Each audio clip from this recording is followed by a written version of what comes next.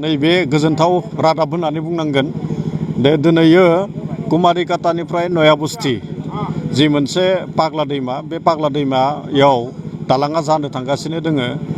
उदांस्रि जानाया भारतआ दिनै 75 बोसोर सोलिगासिनो दोङो। बे 75 बोसोरनि गेजेरावसो नैबे पागलदियायाव मोनसे दालां मोननो थांगासिनो दोङो आरो बेनि थाखाय नैबे ओनसोलनि रायजो राजाफ्रा जोबोद गोजोनदों आरो बे दिनैनि जि हाबाफारि बेवहाय खुन्थिया गायनाय फाग्ला दैमानि सायाव दालांनि जि खुन्थिया गायनाय हाबाफारि बे हाबाफारियाव दान्दिसे उनाव आसामनि गिबि मन्त्रि डक्टर हिमन्त बिश्व शर्मा बिथाङा सफैगोन आरो जोंनि बिटिआरनिबो गाहाय प्रमद बर' बिथाङाबो सफैगोन।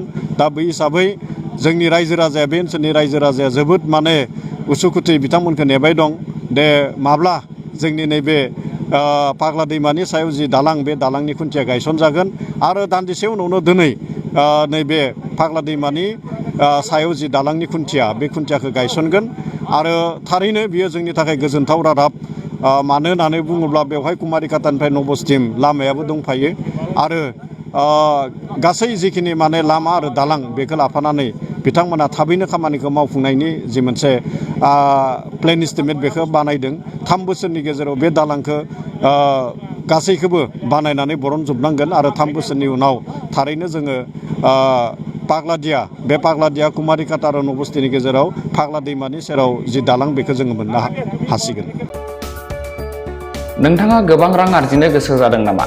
जुदि गोसो जादों अब्ला नोंथांनि थाखाय मोजां खौरां। New India technologies master franchise all Assam ATM service Hitachi ATM and Tata Indicash ATM फसंनानै नोंथाङाबो गोबां रां बुथुमनो हागोन। लाइमोनफोरनिफ्राय जागायनानै बैसो जानाय गासिबो बैसोनि सुबुंफोरानो बे फालांगिजों गोरलैयैनो रां आरजिनो हागोन।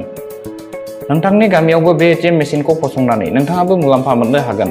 बांसिनै मिन्थिनो थाखाय 7002005072 एबा 9401230135 जानबुं अनजिमायाव दिनैनो सुलाद ला।